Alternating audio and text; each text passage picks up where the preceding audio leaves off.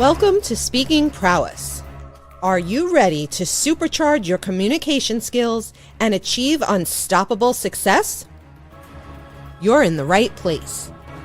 Join Sifu Rafael, visionary founder and world-renowned master instructor, as he transforms leaders into powerful communicators. Joining Sifu is co-host Brigitte Hufele, a dynamic businesswoman, global speaker, and NLP master trainer, and the Skilled Center of NLP team. They will deliver unmatched expertise and energy to every episode. Prepare to unlock your full potential and make every conversation count. This is Speaking Prowess, where your journey to communication mastery begins. Happy Friday, Scott. Scott, you're not Brigitte. What? I'm German. Does that count? I got one thing going for me. But here's the cool thing. Brigitte did introduce you to me, and it's one of the best introductions I've had in years. So I am so grateful to her. As with me as well. Brigitte is awesome. I know she is out doing some great work right now, and so I'm honored to be here with you. Yes, my friend. Thank you for stepping in. And I got to tell you, what a great show. I'm looking forward to this one. We have two, really unique individuals, and they carry so many different tools with them. I know one of them may even have a samurai sword somewhere in there, and the other one may just tackle us. I don't know, but let's get into it with them. Bring them on. David, Marques, thank you guys so much. He's going to get the sword, I can tell you. Here to get a sword. Here to get a sword. I was going to go get the sword. Darn it. Marques knows me too well, man. He knows. Gentlemen, happy Friday. Thanks for having me. Actually, happy Friday to all, for sure. Yeah. So today we want to definitely dive into a couple of different areas, and one is master your brand. How important is that? You know, the thing is, gentlemen, and you all can attest to this, if you don't have a brand, if people don't know you for who you are, why you do it, what you do, it doesn't matter what you do. Nobody's going to want to work with you because all they're going to think you want is their money. I just spoke yesterday in Memphis, Tennessee for the Professional Insurance Agents of Arkansas chapter. And I told all of them, ladies and gentlemen, if you all want to really be successful, you have to be sure people know your brand, what you stand for, and why did you choose you over anybody else. If you can do those three things, you're going to be successful. If you can't, you're going to never get where you want to go. So brand is everything. Yes. Love that. David, what are your thoughts? So in business, we call it branding, right? In individualness, we call it identity. And that's a powerful distinction, yet symbiotic in the same thing. What I love what Mark says, that as an individual, you have to know who you are, and you have to consistently bring that to the table. And that becomes your brand over time. And interestingly enough, my understanding about this, how the universe plays with this, going along with what we're talking about today, this brand, this identity. Let me tell you about how it communicates with the universe from my understanding. Your identity that you create, either self-created or created by others, over time creates consistency. Consistency over time creates congruency. Congruency over time creates coherence. Coherence over time creates a frequency. And that frequency is the focal point of your attractor factor, attracting things into your life and repelling things from your life. So going along with Mark said, it's the most important thing you're going to create in this lifetime. So I'm excited about having this conversation. Yes, absolutely. Scott, what are your thoughts, my friend? friend? I think it's really cool what both of you have said, because I think, if you don't stand for something, you'll fall for everything, right? Mm-hmm. You've got to be known for something, and that's a big part of the brand, or as you said, David, the identity of the brand is the identity of your business, yet your identity is yourself, right? But they need to be one and the same. Yeah, as we were talking just before we came on, I've been blessed to do a lot of stages. And with that, you're in the green room a lot. Well, here's what you find out: who people really are. Are they the same backstage as they are on stage? and I've shared the stage with every great one and everyone that thought they were great. So, the fun is, really getting to understand who somebody is at a heart level as opposed to an intellectual, tactical level.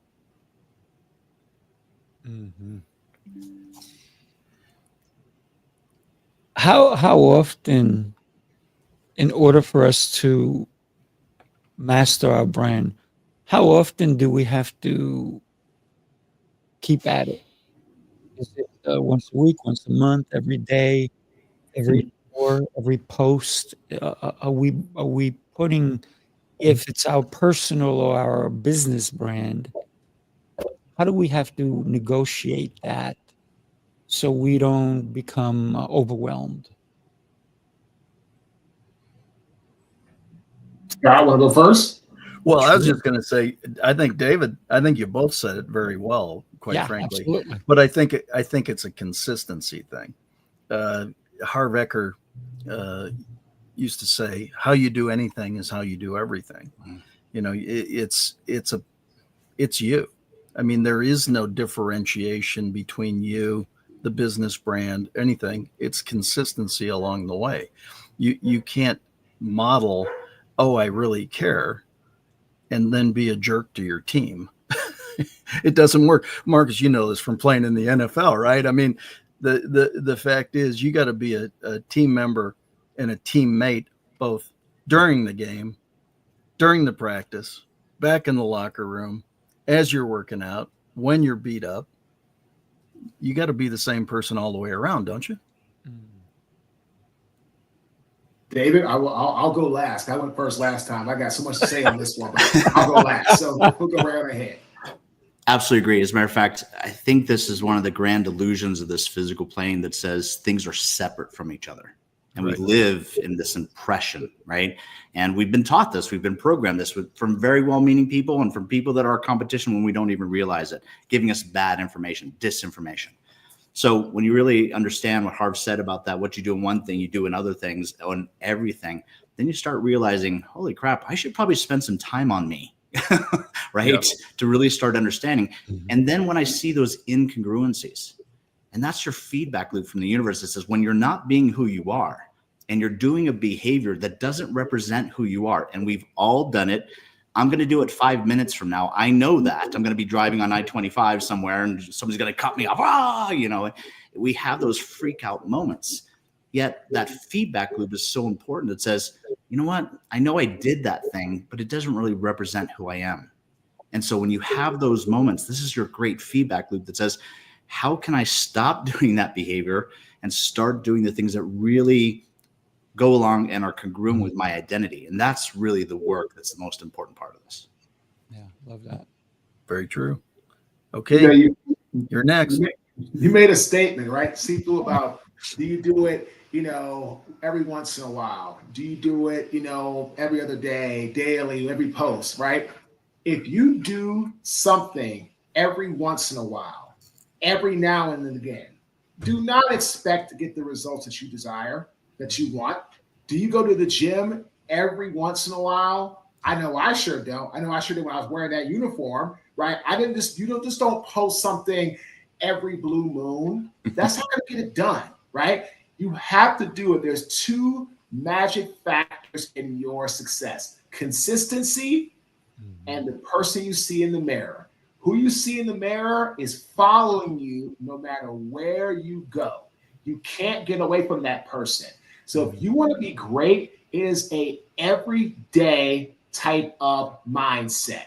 You have to be willing to do it every single day, where others end up saying, oh, I don't get in the job a day, and they fall off, right? Mm-hmm. Well, I spoke it's actually in Memphis for the Arkansas chapter. It's funny. 80% of people that earn insurance 80% of new people quit within the first year because they don't have the success. They're not getting the sales, right? And it's interesting, 44% of people who actually have more than one follow-up call get the business, because it's not going to happen overnight. That first call is multiple touch points. So if you want to build a brand, you want to speak on stage like Scott, you want to do what Dave is doing, have an amazing dozens of podcasts, might be going over Sifu, but like, you know, dozens of podcasts like Sifu, you don't just do it every once in a while. You do it every single daggone day. Love that. Love that. Sifu, you don't do anything with martial arts on a daily basis, do you? What do you think? If I'm not training, I'm sleeping. That's my life, right? Every day I am training others. But first, before I can train anybody else, I got to train me. So I come first, right? And yes, I'm selfish, and I may be the most selfish person you'll ever meet, because I got to take care of me before I can help anyone. And my goal is to help as many people as possible. So yeah, I come first. That's awesome. It's interestingly enough it's exactly what my training has taught me, is the reason why we called this company called Samurai Success. Samurai, loosely translated, means in service of others. I will definitely tell you, and by the way, so in service of others success is the name of our company.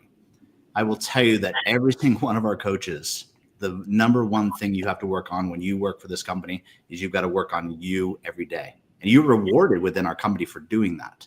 Then you can help train others. If you cannot give something away you don't possess, Sifu. So if you don't own it, you can't give it, right? So right. If you, and by the way, you see this on all these different YouTube channels. I know I'm going to beat on social media today. I apologize if I'm offending anybody, but here's the deal. There's so many folks wanting to teach you things, but you can see and you can feel that they don't have the frequency of the experience of the things they're teaching. And you and I both know on the martial arts mat, right, that you meet all kinds of different characters when they come into the dojo, right? Somebody who's going to want to prove themselves. And it's always the quiet ones, Sifu, just like you, sir, that you gotta pay attention to, because those people know their brand. Those people know their identity. Those people know who they are, and they can't be talked out of it by anyone, including themselves. And that's the number one person who's going to talk you out of you every single day. The things you know you should be doing, going to the gym, going to the field, getting to the pitch, whatever it is, the number one person in your way is you. Oh, yeah. When you solve that, all this other stuff is easy. Well, that's really what Marques said, with the consistency, but you got to win that first view in the mirror, right?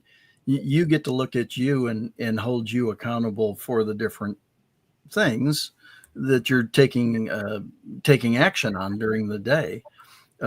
Yesterday, I was doing a talk in front of a group, and one of the things that I impart on something is when you meet somebody, you've got to capture their interest and attention. Well, how do I do that? How many times a day do you get asked, how you doing? Probably 1,000, right? Well, my answer 100% of the time is fabulous, and I'll get better. And what it does is it stops people down immediately. It's a state change. I don't do it as a technique. I do it because it's fun, right? You get people to smile, but it's that consistency. It's the looking in the mirror. It's, if you're happy, tell your face, right? Smile, have a good time with what you're doing. So I really respect what you guys are saying from this. That it does become an every minute of every day kind of action. Oh, yeah. Without fail, you are wherever you go, there you are. Can't escape it. Doesn't matter what you try. You can't escape you. You're the one that has to get the work done. Just, you can't escape it. Yeah, the only part of you that may not show up is in the middle of the night, and that may be your shadow if there's no lights on. But otherwise, you're always there. Right. Yeah, we were talking earlier in the question, you had a great playing career, and then there comes a time where, you don't anymore, right? That's done. And so the transition, how do you make that transition, from NFL player to that same kind of intensity, but doing it in a way to be of service to others? So what I learned from my head coach, my rookie head coach, I had 4 or 5 actually great head coaches, but in the NFL. But my first head coach in the NFL was Jack Del Rio. And Jack always said, if you want to be successful, be your own CEO. Jack was big on, don't wait for me to tell you where to go, where to be, how to be a professional, how to grow your brand, how to go into the community, meet the Jaguar fans. Like he said, if you want me to hold your hand, then you're in the wrong place. And that's just the way it is. And what I really learned in the NFL, which has really helped me tremendously in my life after the game, is managing my clock and my calendar. In the NFL, you have a calendar, you have a clock, you go on a schedule. Where most guys struggle, I feel, when they get out of the game, they do not have a calendar or a clock. They don't have a schedule. Their schedule is running them versus them running their schedule. So these are the things that are really important for everybody to gain from this awesome podcast interview. Branding, decisions, life, all this. Well, that's great. But you have to do it. You have to take control of your life. You got to manage your calendar. You got to manage your clock. And I tell you all the time, there's 3 things that are going to get you where you want to be in life. 3 big things. Your environment, where you spend your time, your input, what you are listening to, and your associations. Who are you hanging around? If those 3 things are on the up and up, you will have a phenomenal life. If they're not where you want them to be, change them. Otherwise, your life is not going to be what you want it to be. Wow, Marcus, I got to tell you, I'm hitting all of those 3 things right now. My calendars should be here with you guys. I'm listening to your knowledge and wisdom. And my goodness, my intention is to learn, right? To be with you guys. So, thank you. Thanks for having us. Yes, sir. David, what's your take on that? I tell you that if there was a event that I was at the other day and they asked me a similar question, if there was 3 things that we could teach at the university that would have the biggest impact on our society, and going back to those 3 things that Marcus was talking about, time management would be number 1. Matter of fact, every single one of our clients, they're top personalities making gazillions of dollars. They're highly ego organized. And when I sit down with them and I put a analog calendar in front of them, every one of them freaks out. Every one of them. And it's like, no, you're going to do this with you hiring me. Okay, let's get to it. This isn't one of those things where we get to debate. This is one of those things we're going to do together, because behaviors create results, and successful people have certain behaviors. And one of those behaviors is they manage time, because they know it's the only resource you cannot duplicate. Yeah. If you cannot duplicate it, you better honor the hell out of that thing, because this has been given to us to be able to use, or it uses you. And when you don't use your calendar, you don't have that, not this digital calendar, this analog calendar, writing those things down. Tell you what, why? I used to date a memory expert. Don't ever do that. Don't. If you have good advice. You're never going to win that conversation. Let me tell you right now. Good one. Beautiful thing that she taught me was, when you write things down with your own handwriting in an analog calendar, your memory, your brain reacts and responds to that 70% memory recall by just simply writing it in your own handwriting. By the way, you do understand the reason we sign things, right? We have this document stuff that we're doing digital now, but still your signature. That's because there's a contract with that. When you write your interview, your appointment in that calendar, that's a contract. It's an appointment. Your brain's going to go, I've got to do that. And if it's important, it goes in your calendar. Second thing that we're not teaching enough of, how money really works. Not this game of making money. How about keeping money? Because I will tell you, That's where most of our clients suffer with. They can make a gazillion dollars, but they do not know how to keep it. They don't know how to invest it. And they just want to get rid of it because it's part of their programming. Third thing is, probably I should have started with this one, but it always comes down to this taking personal responsibility. If we were to do those three things in our society, in our university, we would change this world overnight.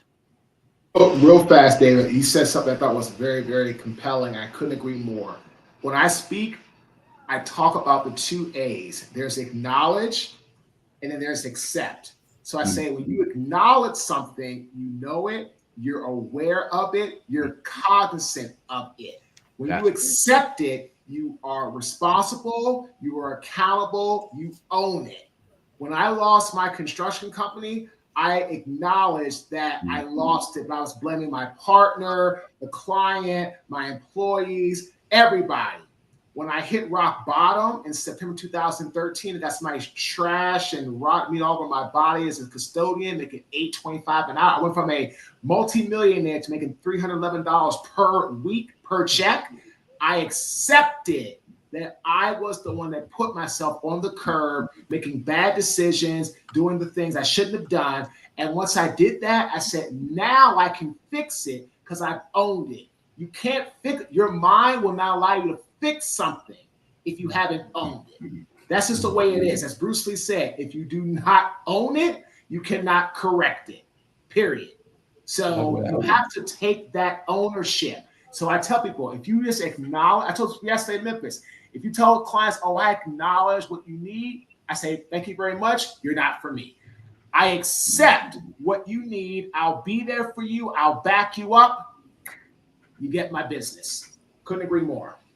Beautiful. How do we fail forward? How do we fail forward? So there's an interesting concept that we have. The superpower that we have as human beings, we've forgotten about. Our true superpower isn't our strength or how smart we are. It's our ability to create meaning. I really want to pause there and be dramatic. This is the gift given to us by heaven, God, universe, whatever term you wish to give it. But in every single cultural story, in every single guide to religion, Bibles, Bhagavad Gita, any of these things that you're going to read, there's these cultural stories in there. And from the very beginning of time, we were given this ability to name things. And once Adam was given this ability to name things, that naming things gives things meaning. Meaning doesn't mean anything unless you say it does. Nothing has meaning but the meaning you give it. Now, that is really hard to get your brain around. I get that. I'm going to struggle with it 5 minutes from now after we get out of this podcast. It's just something to take really and take responsibility for, because if you can change that, it says failure. And by the way, you talk about people who are really outstanding at this, and that's professional athletes. Wow. To watch a professional athlete get on that field. Matter of fact, John Elway, because I'm from Denver kind of stuff, Broncos, stuff like this. In one of his interviews, he said he hated throwing touchdowns. And I was like, and by the way, it was one interview. He never said it again publicly. And I was like, what the heck is he talking about? And then I had to go into his own viewpoint and say, why? What happened when he got a touchdown? So what happens to the offensive line whenever you throw a touchdown? You got to get off the field. He didn't like getting off the field. He loved the field. So when he threw an interception, how did he deal with those things? Well, he created in his mindset that there is no such thing as failure, only feedback. Mm-hmm. A great NLP term. Yes. Mm-hmm. And when you take that meaning and you say, hey, when I just lost my construction company, or I just got fired by the senator, which I did when I was working in politics, and you know what? You go into your humiliation, you go in this, but you come out of it and you go, okay, what am I going to learn from this? That perseverance is what is a behavior that you can tell with every successful person, because the other one goes the other way, and that humiliation drags them down. I know I've been there. I've spent some time in the darkness, dark night of the soul, if you will. It's the perseverance that's your identity, or it's the victimhood that's your identity. You get to choose. Yeah, very, very much so. It's funny. when I was not hosting or co-hosting, but I was a guest, somebody asked, "What's your biggest failure?" I said, "I haven't had one."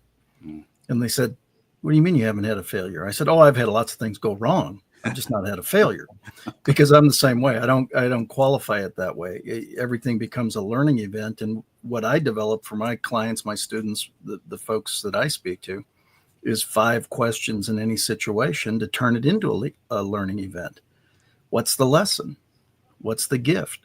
What did I do to create it? How would I modify it next time to make it better?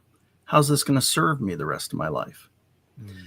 If you have a not such great situation that happens and you ask yourself those 5 questions, you're going to give yourself that feedback that you're talking about. I love the no failure, only feedback, because that is really the loop to get into.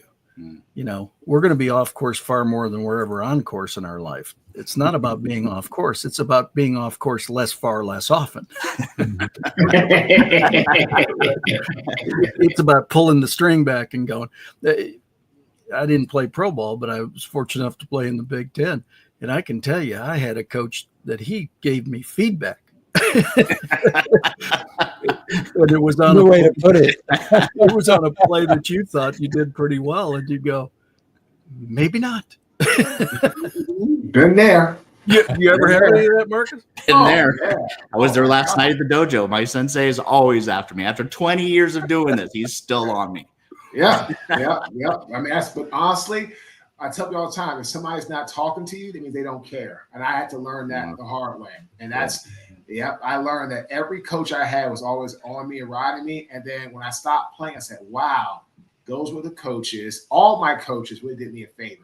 Because here's what happens in life, right? If you don't have coaches or people like that around you, then you think you're doing something, you think you're doing really, really well or pretty good. And in reality, you're not. So there's a great quote, right?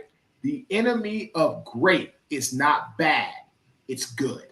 Yeah. The enemy of great is not bad, it's good.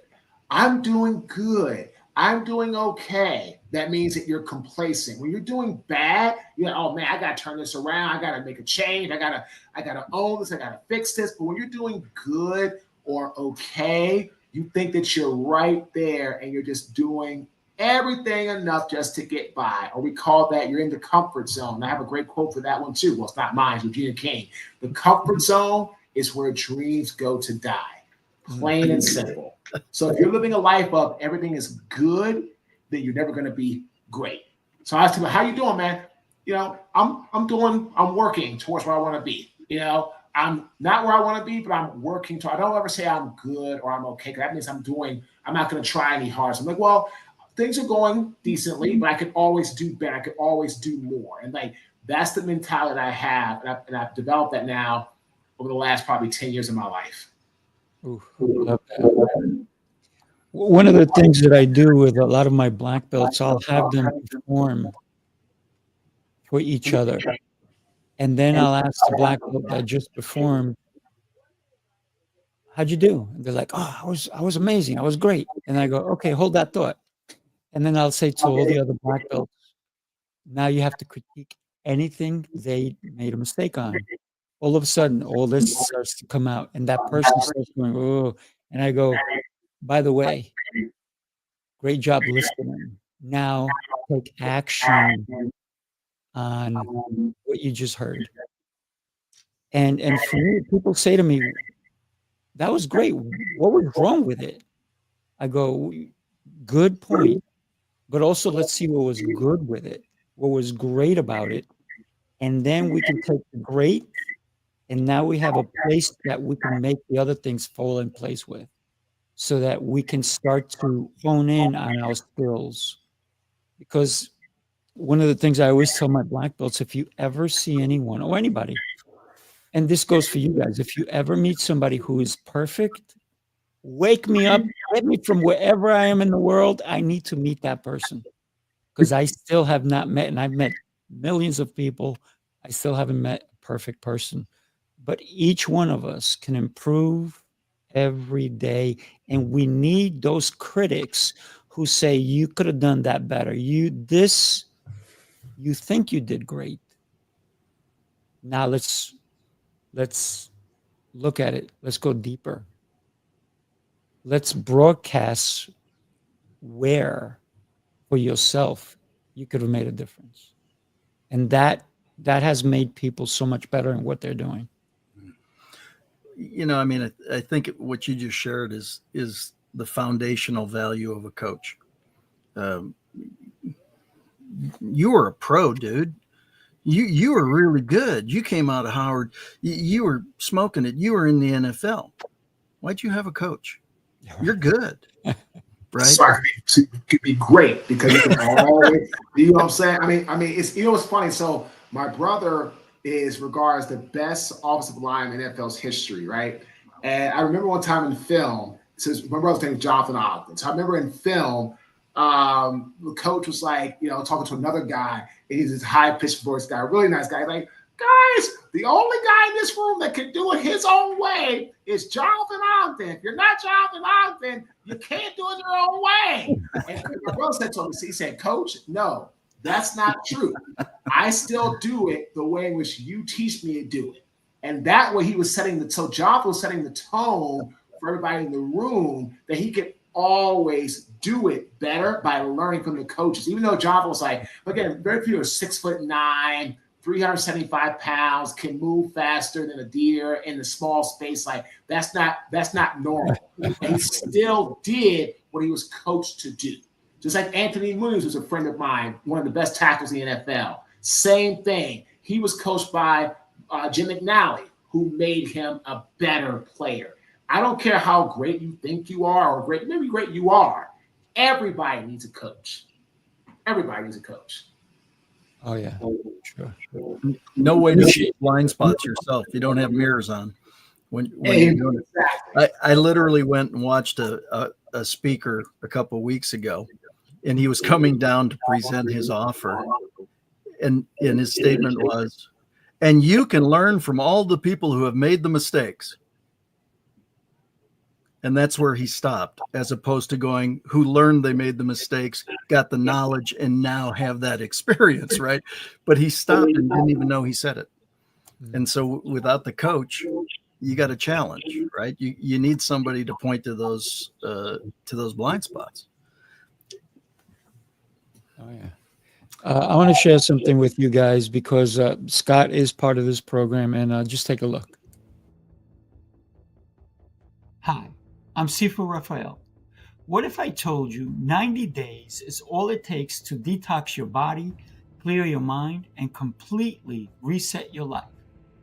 Sifu's Mind-Body Method is a complete system that blends movement, mindset, journaling, nutrition, hydration, and fasting into one powerful experience. This is your invitation to get stronger, clearer, and more in control from the inside out. Click the link and join Sifu's Mind-Body Method today. Don't miss your chance to reset your life.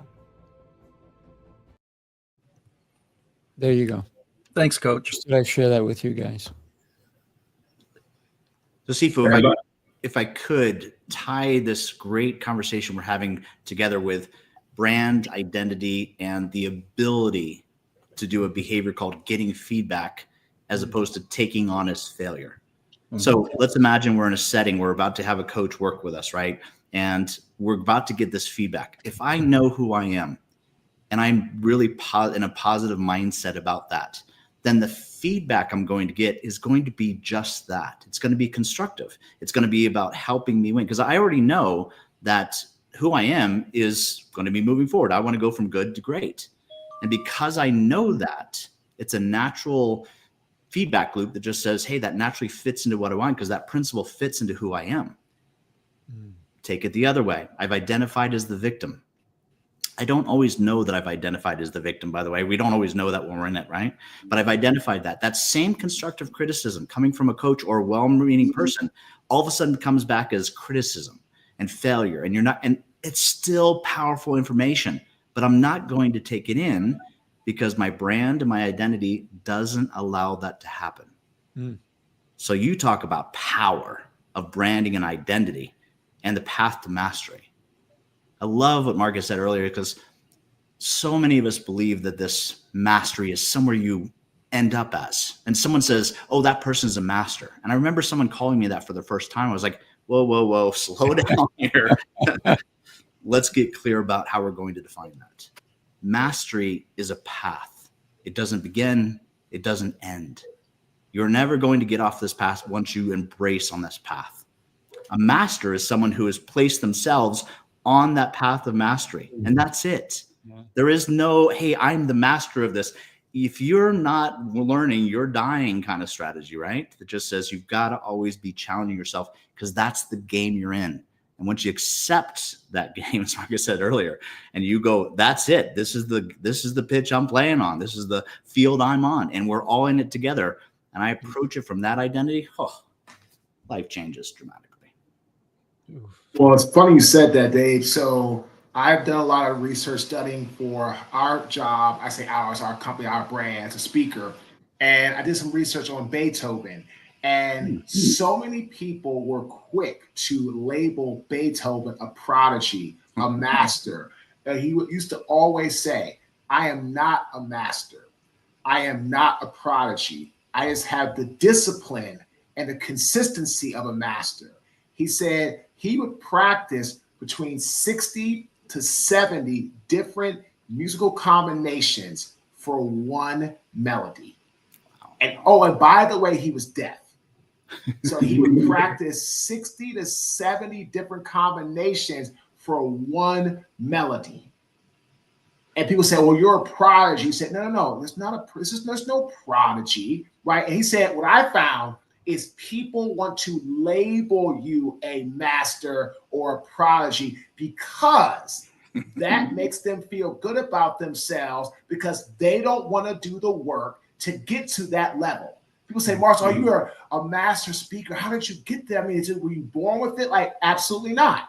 I failed many times and I sucked many times. I was booed out of places many times before I got to this point now where I speak on stage and do it all the way that I do it.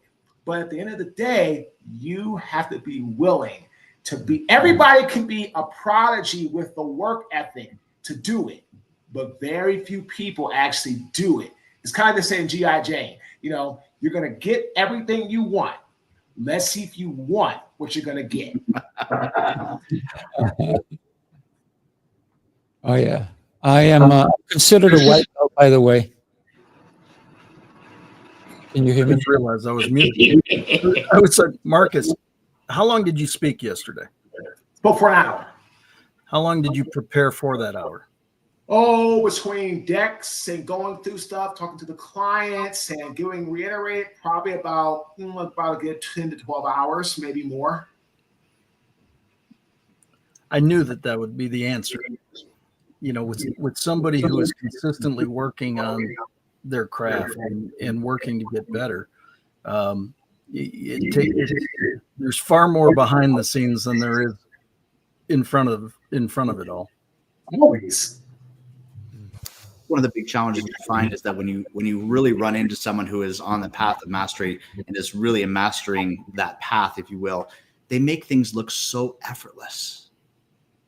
And that is a huge distraction because I'm a big fan of motorcycling and things like, have you ever seen one of these crazy people get on a dirt bike and do a backflip on a motorcycle? And, you watch that and you're like, that's amazing.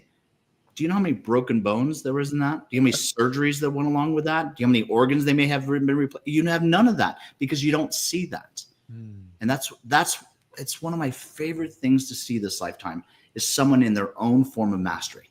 And you see it right away, right? When you see it in the martial arts, you're like, you are in awe. When you see a brilliant singer, an amazing athlete, it's one of the most exciting things for me to watch. I can't keep my eyes off of it. But because I know the amount of discipline and practice that went in that preparation to be able to get to that level. And that's something I truly admire. Truly admire that. What do you guys say to somebody who aspires to be like you? First one, please don't do that. Now listen, personal experience with this. I used to work for this big, tall motivational guy named Tony Robbins. I'm 5'8" with heels on. And I will tell you, stilettos, right? Not stilettos. I didn't want to mention that, Sifu, in front of the audience, but they're very pretty, though. Just know that. Okay. All right. So I will tell you that probably if anybody's come close to being Tony Robbins, I was being that. I was his top national trainer. I was parroting everything that, I mean, brilliantly. People were like, what the? It was becoming part of my identity. The missing part and why it never worked is because I wasn't congruent with it. I am not Tony Robbins. I'm David Olcott. And that's the gift that I've been given, to identify who it is I say I want to be and experience that. Yes. Do I take characteristics from people that I meet? Absolutely. Even from this conversation today, I'm writing notes over here. It's like, damn, Marcus got that great characteristic. Scott's got that cool Sifu. I'm serious. I'm writing this stuff. I'm like, I really like that. I wonder how I can improve myself upon that. But remember, I'm starting with my own baseline of identity, who I am, what I've come to contribute here. So becoming me, please, I've been on this path before. It's a path that really leads nowhere. Love that. So I tell people, you want to be me? That's okay. Sure. But you have to take the bad with the good.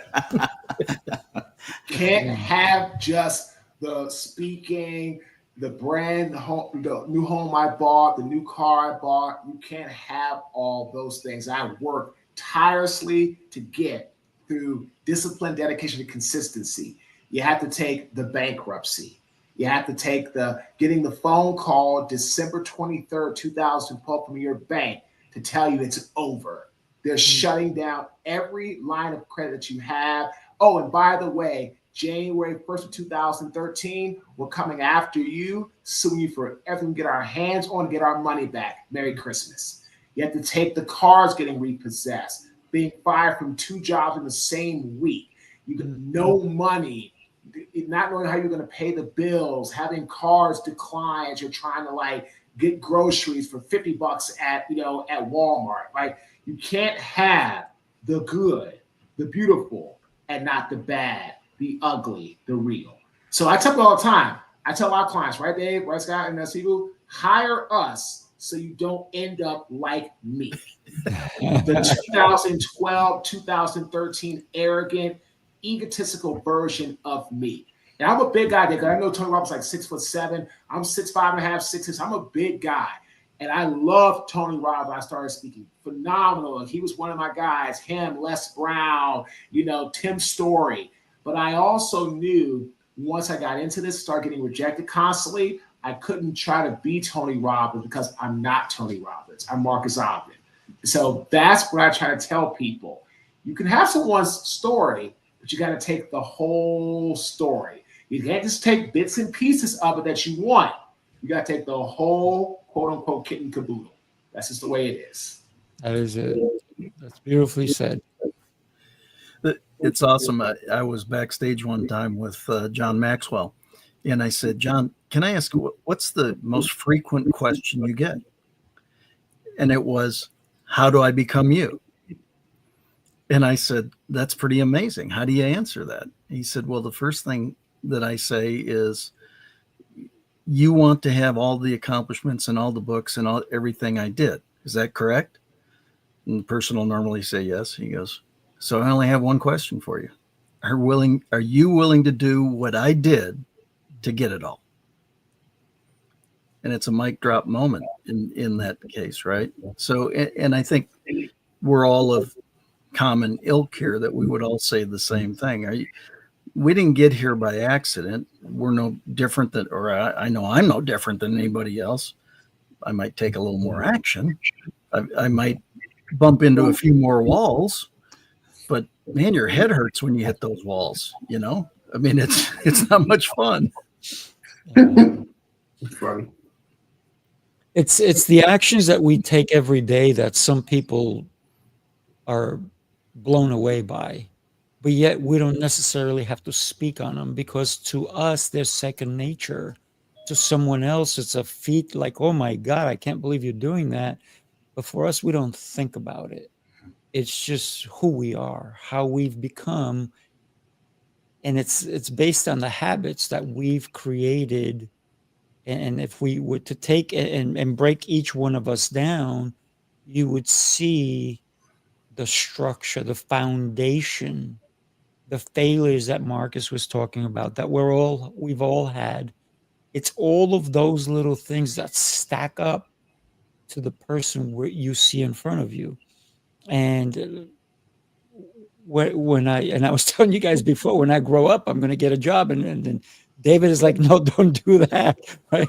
Because, but I was kidding, because I love what I do, yet other people can't see what I do, because I'm up, while people are still snoring and sleeping and just not even alert.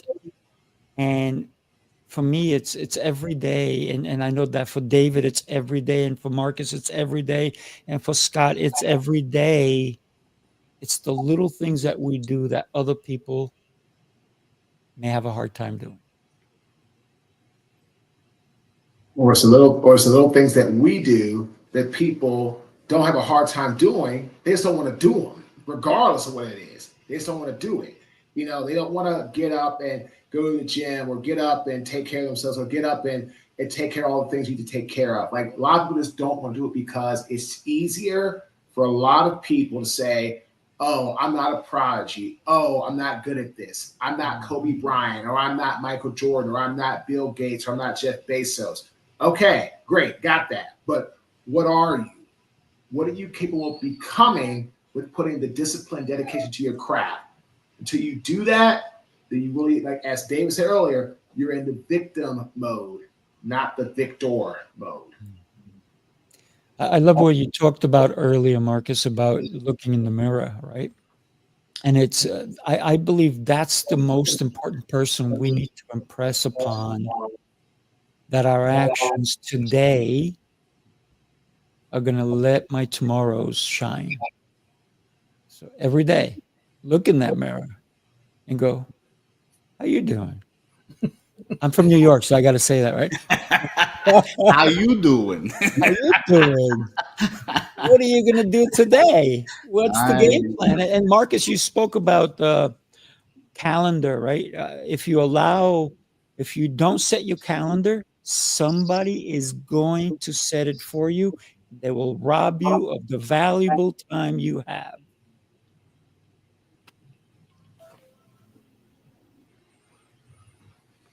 All day. Yeah, I don't think that there's any doubt about that fact. It's on one side, having automated booking systems and things like that are awesome, provided you put a system behind them, and try to make it great. But it's you determine your calendar, or somebody will determine it for you, and you're probably not going to like it. Scott, you just said something very, very profound. We're actually doing that right now. My team, who I love, they keep wanting to say things to me about messaging and sales. And look, well, I hired a fractional chief marketing officer just for this reason. As of today, please send all inquiries about messaging to her. She's known me for 7.5 to 8 years. She knows who I am.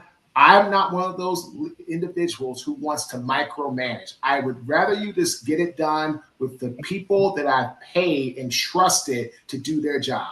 Send it to them. If you need something, come to me, but don't get me about all these emails, all this back and forth. I'm not trying to be a part of that. The system is there. Let's get it set up and then go to work. So you just talked about that. I said, yep, that's exactly what we've been working on today. Yeah, beautiful, beautiful. Gentlemen, it has come to that time where we could have a conversation probably for 24 hours, but we're going to end it here for now. You know what they say, sometimes you got to end things on a high note, and you guys have definitely brought the notes high today. I appreciate that. Even Marcus impersonated somebody with a high-pitched voice. Thank you for that. Coach Jim Coletto. That's it. But this is what I'd love for you guys to do right now is you're incredible. I want people to connect with you. So I'm going to give you guys 45 seconds. What can they expect when they do? Marcus, you're up first, my friend. Yeah, when they connect with us, right, Sifu, we're about coaching, consulting, speaking. You can check out our podcast, Get Authentic with Marques Ogden. Love to have you on, potentially as a guest, a subscriber. But again, we're all about helping people really achieve greatness through developing a victory/championship mindset. When you have mindset, skill set, tool set, everything else goes from there. Love it. Love it. Make sure you connect with Marques. It's pretty easy. MarquesOgden.com. Hello. Can't get easier than that. David, my friend, you're up. So what we do at Samurai Success, and one of the things I really want to share with you guys is why to get a coach. Who's heard the adage before? Practice makes perfect. Perfect. Not for me. I'm just kidding. How about this? Better. Practice makes permanent. Permanent. Whatever you're practicing every single day, you are programming your brain to be able to do that over and over again. When you don't have that outside observer, someone with no judgment, someone's really looking out, helping you win, you're going to keep doing stuff that's going to take you down a very different path than you actually want to do. Please do yourself a favor. You really want to get to that greatness. It doesn't matter the coach. Hire a coach. Have someone in your corner to help you win. At Samurai Success, we work with entrepreneurs, small business owners, medium business owners who do really well with making money. They just don't know how to keep it. We create the structure. When you hire Samurai Success, you don't hire one coach. You hire 3 coaches. It's a pod system. You hire a peak performance psychology coach, a design coach who masters and plans out all of your different processes and structures. So you're literally on the same page with all of your people. And then we tie it in with the financials to show you that, hey, your programming, the way you approach life and your processes are developing this result. Do you like that result? Oh, you don't? Well, then what do we got to go back and change? And we take you through that process, and we're in it with you. We're not the sage from the stage. We're the guide from the side. We're in it with you and to help you win this. Love it. Love it. Make sure you guys connect with David at SamuraiSuccess.com. Thank you, David. I love being the guide by the side. Great line. Scott, my friend, you're up. Well, classically, I'm a sales trainer, but the good news is everything is a sale. Anytime you open up your mouth, you've started selling. So the main thing I do, or one of the main things I do, is I help people reframe and understand that selling is actually serving. People make it way too hard. It's only 4 words: identify problem, provide solution. Usually they're pretty good at presenting their solution. Sometimes they need help messaging their solution. By the way, we do that too. But the fact is, the biggest challenge they typically have is not being able to identify the problem. And so they try to jam a 20-pound solution into a 5-pound hole. Doesn't work very well. So whether it be through speaking, through training, through working with organizations, training individuals, organizations, groups, we train them how to communicate the message of their features, advantages, and benefits of their products, goods, and services that fulfill people's needs, wants, and desires. Everything you guys just said, right? It's a matter of matching the appropriate solution to the identifiable challenge. And when you put that together, business grows for all. And that's what it's really about, because selling is serving. Love it. Love it. Make sure you guys connect with Scott at scottschilling.com. There we go. His first and last name.com. Pretty easy, right? Easy to find. And by the way, I'm Sifu Rafael. I do have 7 shows, and I was just in communications with somebody this morning about an 8th. So that may be happening because it's a great opportunity. And for me, it's SEO. See every opportunity and do your due diligence, right? Connect with me. I can also help you reset everything about your life from the inside out: your mind, your breath work, your hydration, your nutrition. If you want a change, if you're sick and tired of being sick and tired, let's go, people. Connect with me. Scott can tell you he tells me he thinks about me at night, and I just want to make sure his wife knows this. I did not want to scare you with that. Because of the choices he's making, being part of the program, it's makes you think so differently. So thank you, Scott. Thank you, Marques. And thank you, David. That was a good one. Gentlemen, don't go away. You guys, everybody, have a blessed day. Make sure you share the show. So many incredible insights was seen and heard. Share them with your friends and family. Share the show, like it, and we will see you next time.